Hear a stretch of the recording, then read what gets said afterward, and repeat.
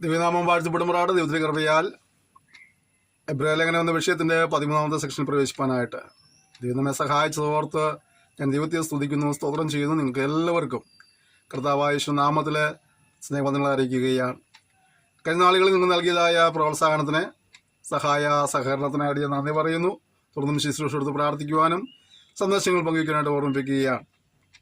ഞാൻ കഴിഞ്ഞ സെക്ഷനിൽ 12ാം അധ്യായത്തിൻ്റെ 28ാമത് വചനം വരെയുള്ള കാര്യങ്ങൾ ധ്യാനിച്ചുകൊണ്ടിരിക്കുകയായിരുന്നു. നാം ഈ സെക്ഷനിൽ 13ാം അധ്യായത്തിൻ്റെ 1ാമത്തെ വാക്യം മുതൽ നമ്മുടെ ചിന്ത തുടരുകയാണ്. സഹോദര പ്രീതി നിലനിൽക്കട്ടെ, അതിഥി സൽക്കാരം മറക്കരുത്. അതിനാൽ ചിലർ അറിയാതെ ദൈവദൂതന്മാരെ സൽക്കരിച്ചിട്ടുണ്ടല്ലോ. ഇവിടെ അദ്ദേഹം തുടങ്ങുന്നത് എങ്ങനെയാണ്? സഹോദര പ്രീതി നിലനിൽക്കട്ടെ, അതിഥി സൽക്കാരം മറക്കരുത്. ചിലർ അറിയാതെ ദൈവദൂതന്മാരെ സൽക്കരിച്ചിട്ടുണ്ടല്ലോ. അവിടെ നമ്മുടെ ദൈനംദിന ജീവിതത്തിൽ നമ്മൾ അനുവർത്തിക്കേണ്ടതായ ഒരു കാര്യം പരിശുദ്ധമായി ഓർമ്മിപ്പിക്കുക. അപ്പോൾ തന്നെ കഴിഞ്ഞ കാലങ്ങളിൽ ചിലരെ ശുശ്രൂഷിച്ചതിനാൽ അനുഗ്രഹം പ്രാപിച്ച ചരിത്രത്തോടെ പറയുക. വഴിയെ പോയ ആളുകളെ വീട്ടിൽ വിളിച്ച് കയറ്റി ശുശ്രൂഷിച്ച വ്യക്തിയാണ് അബ്രാഹാം. അതുകൊണ്ട് തന്നെ അവർക്കൊരു അനുഗ്രഹം കൊടുപ്പാനിടയായിത്തീർന്നു. വഴിയെ പോയ അനുഗ്രഹത്തെ വീട്ടിൽ വിളിച്ച് കയറ്റി അബ്രാഹാം എന്ന് ഞാനും പറയാറുള്ളത്. അല്ലേ, വഴിയെ പോയതായിരുന്നു. നമ്മൾ വഴിയെ പോണ എല്ലാ വയ്യാവരെയും വിളിച്ച് കയറ്റുന്ന ആളുകളാണ്. പക്ഷെ ഇതാ അബ്രാഹാം വഴിയെ പോയ അനുഗ്രഹത്തെ വീട്ടിൽ വിളിച്ച് കയറ്റി. ഇവിടെ നമുക്ക് അനുഗ്രഹം പ്രാപിക്കാൻ കിട്ടുന്ന അവസരങ്ങളൊന്നും നഷ്ടപ്പെടുത്തരുത്. കർത്താവിന് വേണ്ടി എന്തെങ്കിലും ചെയ്യേണ്ട ഒരു അവസരം കിട്ടുമ്പോൾ അതിദാസന്മാർക്ക് അറിയിക്കാം, നിയമക്കൾക്ക് അറിയിക്കാം, സുവിശേഷന്മാർക്ക് അറിയാം, അത് ഏത് നിലകളിലാണെങ്കിലും അന്നേരം നമ്മൾ ആ അവസരം നഷ്ടപ്പെടുത്തരുത്. പലരും ഈ ആത്മീയ കാര്യങ്ങൾക്ക് എന്തെങ്കിലും കാര്യങ്ങൾക്ക് സഹായത്തിനൊക്കെ പറയുമ്പോൾ, അല്ലെങ്കിൽ ഒരു പിരിവൊക്കെ പറയുമ്പോൾ അവരെന്താ കൊടുക്കണം, ഇവരെന്താ കൊടുക്കണം നോക്കിക്കാറുണ്ട്. അങ്ങനെയല്ല, നമുക്കുള്ളതിൽ നല്ല പങ്ക് കർത്തനാമത്തിന് കൊടുക്കുമ്പോൾ നിശ്ചയമായ ദൈവം അനുഗ്രഹിക്കാനിടയായിട്ട് നമ്മുടെ ഇല്ലായ്മയിൽ നിന്ന് നമ്മൾ കൊടുക്കുന്നതിനാണ് കൂടുതൽ പ്രതിഫലമുള്ളത്.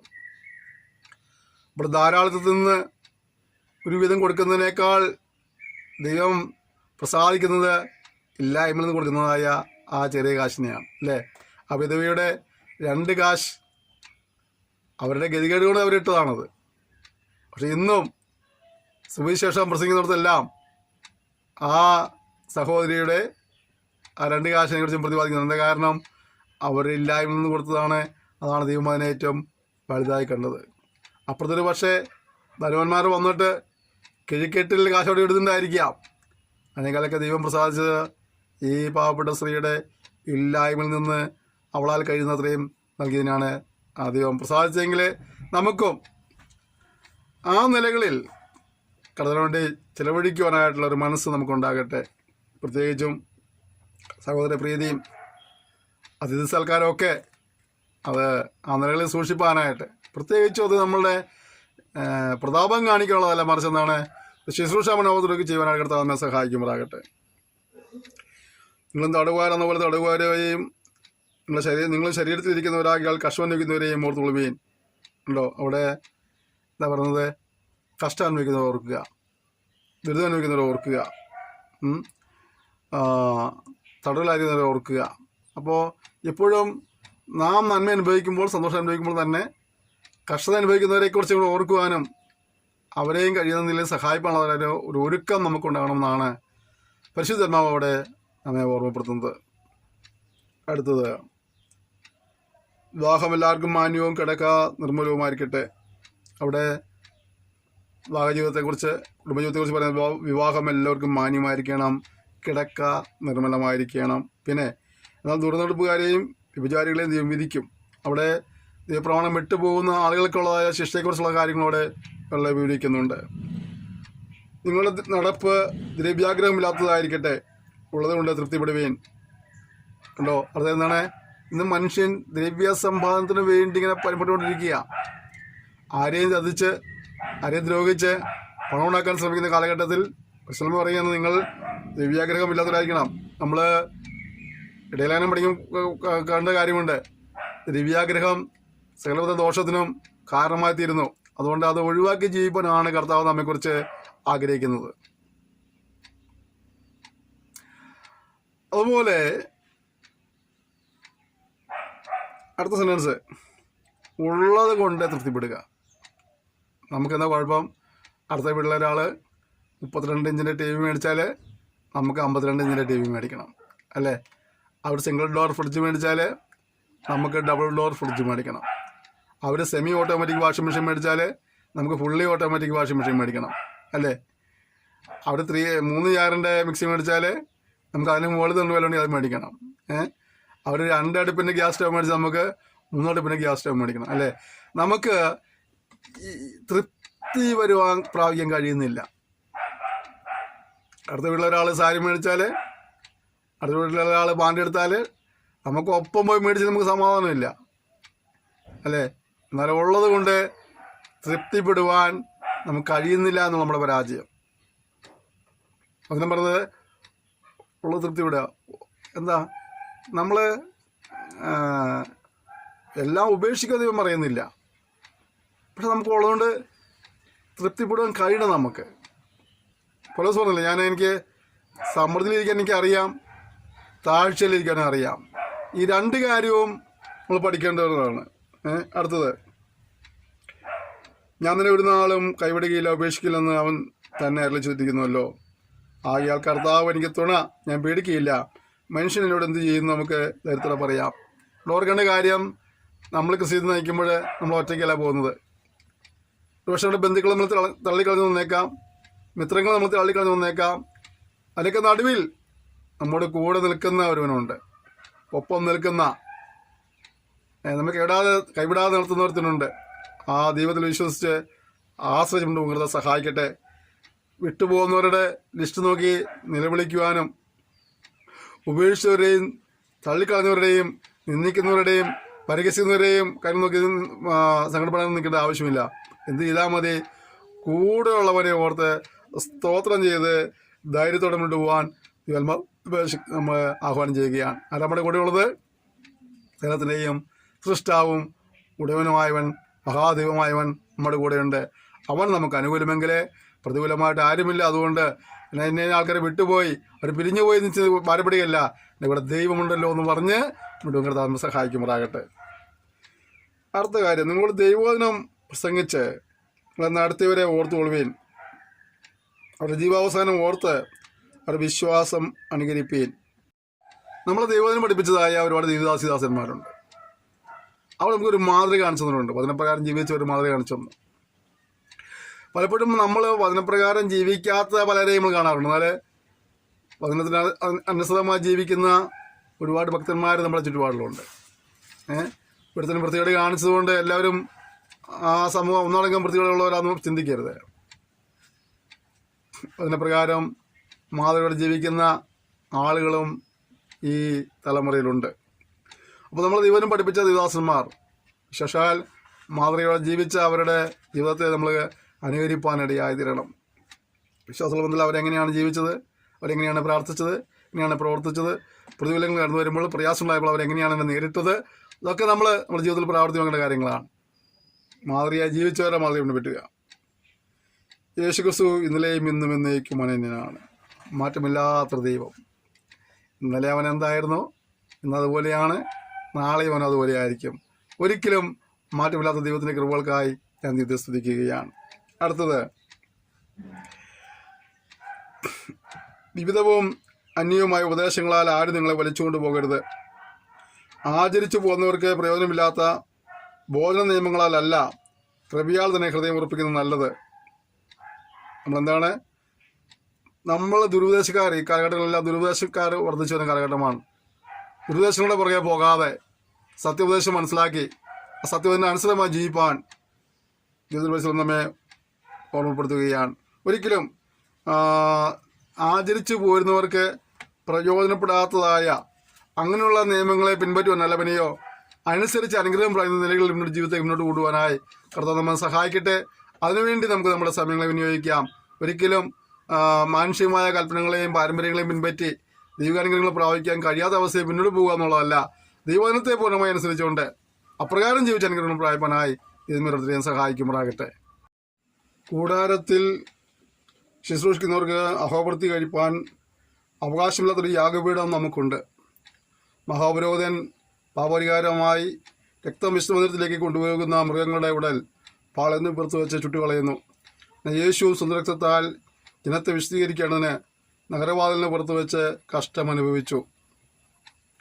ആകയാൽ നാം അവൻ്റെ നിന്ന് ചുമന്നുകൊണ്ട് പാളയത്തിന് പുറത്ത് അവൻ്റെ അടുക്കൽ ചെല്ലുക.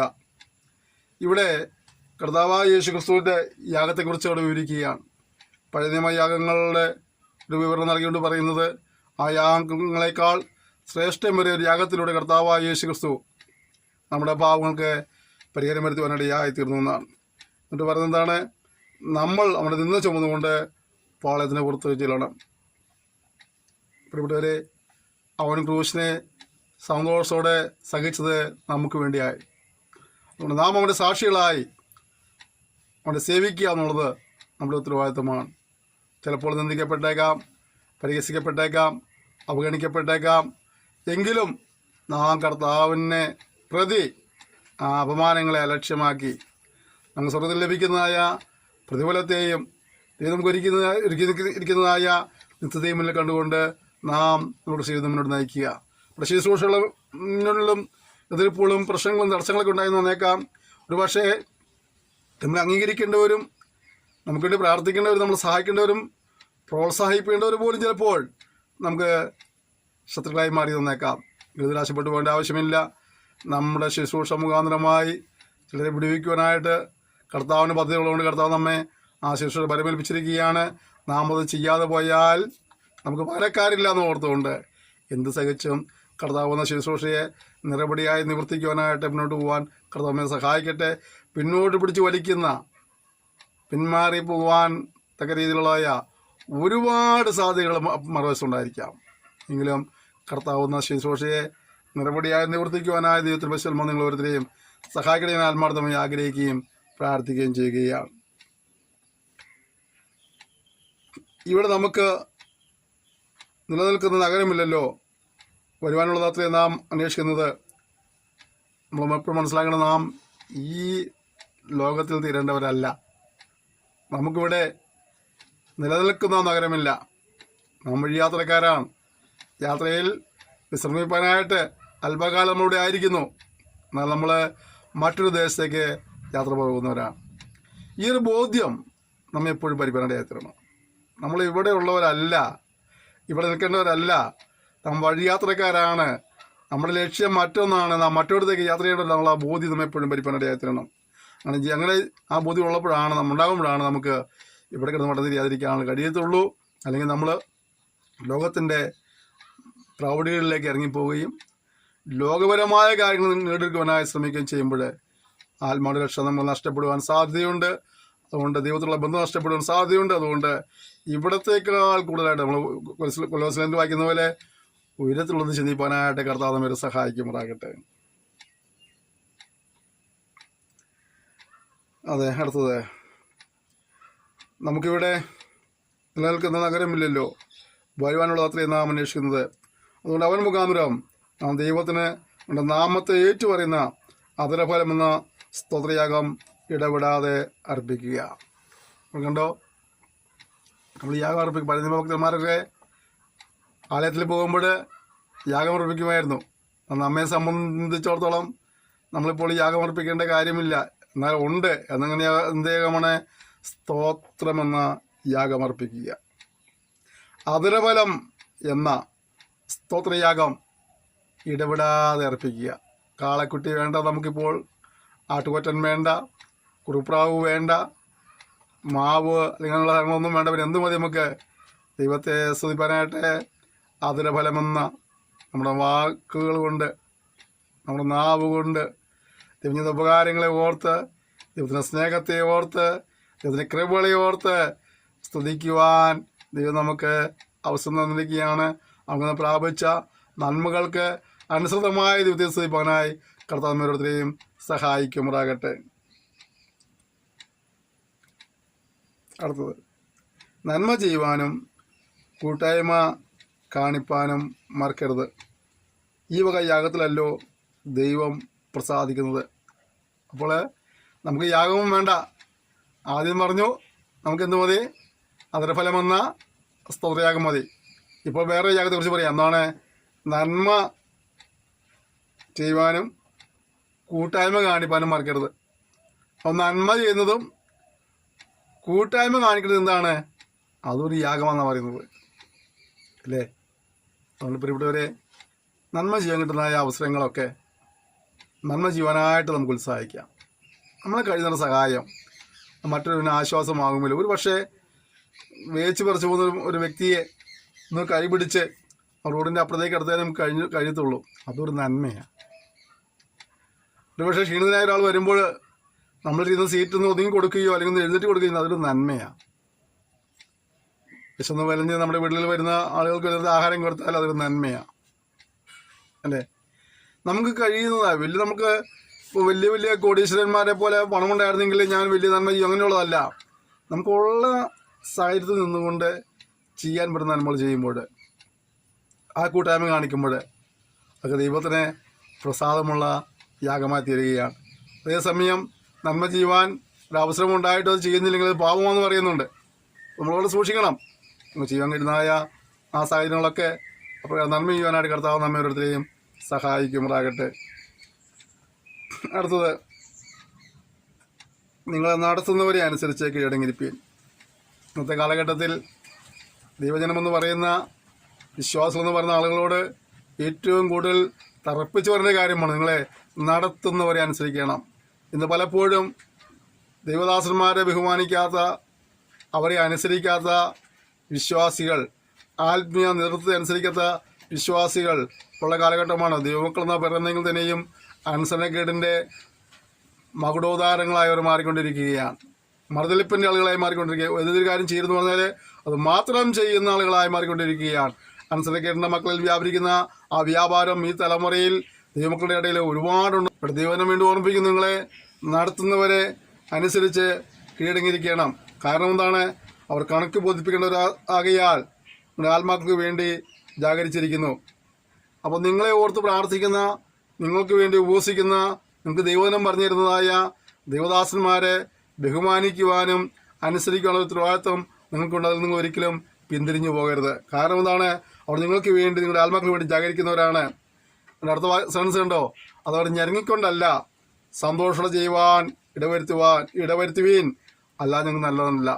പലരെ ഓർത്തൊക്കെ ഞങ്ങൾ പ്രാർത്ഥിക്കുമ്പോൾ ചിലപ്പോൾ ചങ്ക് മുറിഞ്ഞു പോകും. അവർക്ക് വേണ്ടി പ്രാർത്ഥിച്ചിട്ട് ഉപവസിച്ചിട്ട് അവരെ സഹായിച്ചിട്ട് നന്മ ചെയ്തിട്ട് അവരൊരു നിലയ്ക്ക് സ്റ്റേബിളൊക്കെ ആണ് സമയത്ത് അവരുടെ വാക്കുകൾ നമുക്ക് നമ്മുടെ നന്മ അനുഭവിച്ച ശേഷമായിട്ട് തിന്മയ്ക്കായിട്ട് പ്രവർത്തിക്കുമ്പോഴൊക്കെ, തിന്മയ്ക്കായിട്ട് സംസാരിക്കുമ്പോഴൊക്കെ അത് ഓർത്ത് ചിലപ്പോൾ നെടുവേർപ്പെടുന്ന അവസ്ഥയ്ക്ക് ഉണ്ടാകാറുണ്ട്. നിങ്ങൾ നടത്തുന്ന ദാസൻ നിങ്ങളെ ഓർത്ത് പ്രാർത്ഥിക്കുമ്പോൾ ഞരങ്ങിക്കൊണ്ട് പ്രാർത്ഥിക്കുവാൻ ഇടവരാതോണം. നിങ്ങളെ പേര് ഓർത്ത് പ്രാർത്ഥിക്കുമ്പോൾ സന്തോഷത്തോടെ പ്രാർത്ഥിക്കുന്ന രീതിയിൽ നിങ്ങൾ പ്രവർത്തിക്കുക. അല്ലെങ്കിൽ അത് നിങ്ങൾക്ക് നന്മയെ വരികയില്ല. നിങ്ങളുടെ നന്മയ്ക്കും നിങ്ങളുടെ ഉയർച്ചയ്ക്കും നിങ്ങളുടെ അനുഗ്രഹത്തിനുമായിട്ട് ഞാൻ പറയുന്നു, വീണ്ടും പറയുന്നു, നടത്തുന്ന ദേവദാസന്മാർ നിങ്ങളെ ഓർത്ത് പ്രാർത്ഥിക്കുമ്പോൾ അവർ ഞരങ്ങിക്കൊണ്ട് ചെയ്യാതെ സന്തോഷത്തോടെ ചെയ്യുന്ന രീതിയിലായ ഒരു ജീവിതം നിങ്ങൾ നയിക്കണം.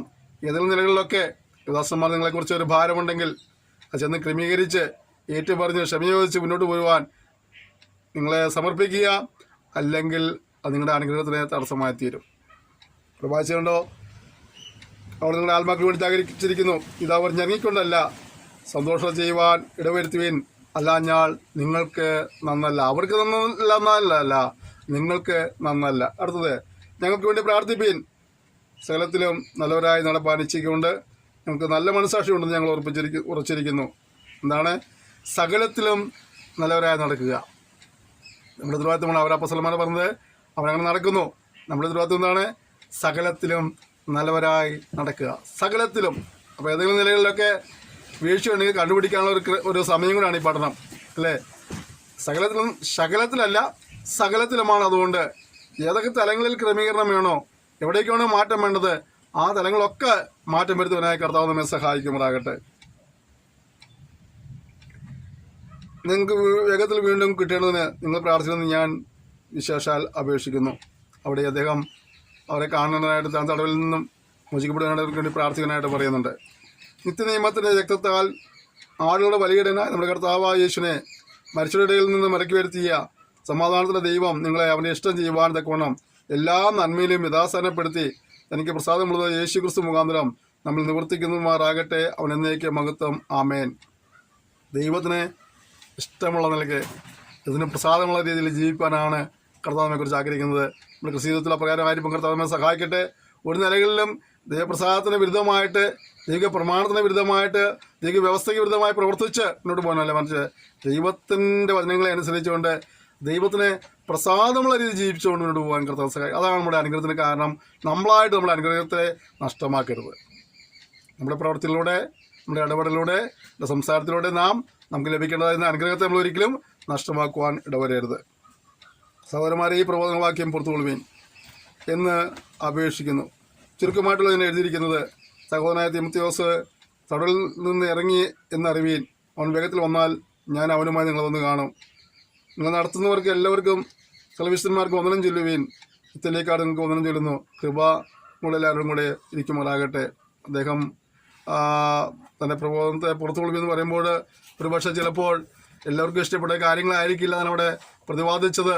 ചിലർക്ക് കേൾക്കുമ്പോൾ വേദന തോന്നിയേക്കാം, ചിലർക്ക് ദേഷ്യം തോന്നിയേക്കാം. നമുക്കറിയാം, ഇന്ന് നമ്മുടെ കാലഘട്ടങ്ങളിൽ ദാസന്മാർ ദൈവനെ ശുശ്രൂഷിക്കുമ്പോൾ അത് കേട്ട് ദേഷ്യപ്പെടുന്നവരും അല്ലേ, അതിൻ്റെ പേരിൽ ബഹളം ഉണ്ടാക്കുന്നവർ കണ്ടിട്ടുണ്ട്. അവർ ദൈവോധനമാണ് പ്രസംഗിക്കുന്നത്. പക്ഷെ ആ ദൈവോധനം ചിലരുടെ ഉള്ളിൽ അത് കുത്തുകൊള്ളുമ്പോഴേ ആയിരിക്കാം ഒരു പക്ഷേ അവർ ദേവദാസന്മാർക്കെതിരെ ശബ്ദമുർത്തുന്നത്.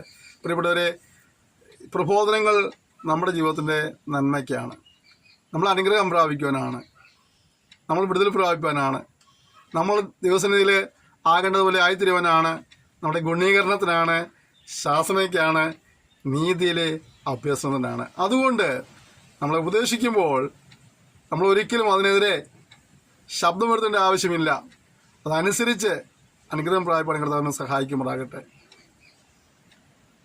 എല്ലാ തിരുവഴുത്തും ദൈവവിശ്വാസിയുമാണ്. ഇപ്പോൾ ദേവദാസനൊരു വാക്യമെടുത്ത് പ്രസംഗിക്കുമ്പോൾ അതെനിക്കിട്ട് തോണ്ടിയൊന്നും പറയാൻ നിൽക്കരുത്. അതുകൊണ്ട് ഈ നാളുകൾ നമ്മൾ ഈ പടം പഠിക്കുമ്പോൾ നമ്മൾ ഈ സെക്ഷനോട് കൂടിയിട്ട് ഈ വിഷയം പൂർത്തീകരിക്കുകയാണ്. നിങ്ങളിതിൻ്റെ ആരംഭ സെക്ഷൻ മുതൽ ഇതുവരെയും കാണിച്ച എല്ലാ സഹകരണത്തിനും നന്ദി പറയുന്നു. പ്രാർത്ഥനയുടെ പിൻബലത്തിന് നന്ദി പറയുന്നു.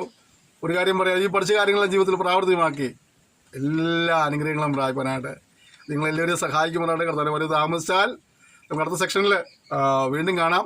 നമ്മളൊരു പുതിയ വിഷയമായിട്ട് അടുത്ത സെക്ഷനിൽ നമ്മൾ അടുത്ത വിഷയം ആരംഭിക്കുകയാണ്. വളരെ പ്രാർത്ഥനയോടെ മറ്റുള്ളവരെയും കൂടെ ഈ പാഠപതിൽ ചേർത്തുകൊണ്ട് മുന്നോട്ട് വരാൻ കർത്താവ് നിങ്ങളെ സഹായിക്കണം. ഒരുമിച്ച് ദിവസങ്ങളിൽ പ്രാർത്ഥിക്കാം. പരിശുദ്ധനായ ദൈവമേ, സ്വർഗ്ഗപിതാവേ, തന്ന സെക്ഷനായ സ്തോത്രം ചെയ്യുന്നു. എബ്രാഹിം എന്ന വിഷയത്തിൻ്റെ ആരംഭം മുതൽ ഇതുവരെയും ഇത് കാണുകയും കേൾക്കുകയും ചെയ്തതായ ഈ പഠനങ്ങളെല്ലാവരും ദിവസങ്ങളും പരിമേൽപ്പിക്കുകയാണ്. സന്ദേശങ്ങൾ പങ്കുവെച്ചവരെയും കർത്താവ് മറ്റുള്ളവരോട് പരിചയപ്പെടുത്തിയവരെയും ഈ ശുശ്രൂഷ കൊടുത്ത് പ്രാർത്ഥിച്ചവരെ എല്ലാ ദിവസങ്ങളും പരിമേൽപ്പി നിർത്താൻ നീ അവരെ പേരുവരെ അനുഗ്രഹിക്കുമാറാകണമേ.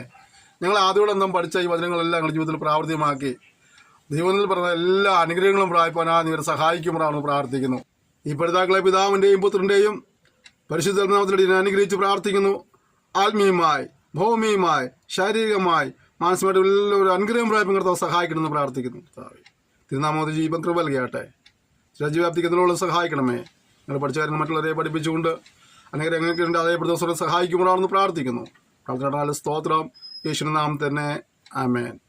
ക്ഷമയോടെ ഈ സെക്ഷനിലെല്ലാം പങ്കെടുത്തിൽ നിന്ന് നന്ദി പറയുന്നു. തുടർന്നും ശുശ്രൂഷ പ്രാർത്ഥിക്കുക, സന്ദേശങ്ങൾ പങ്കുവയ്ക്കുക.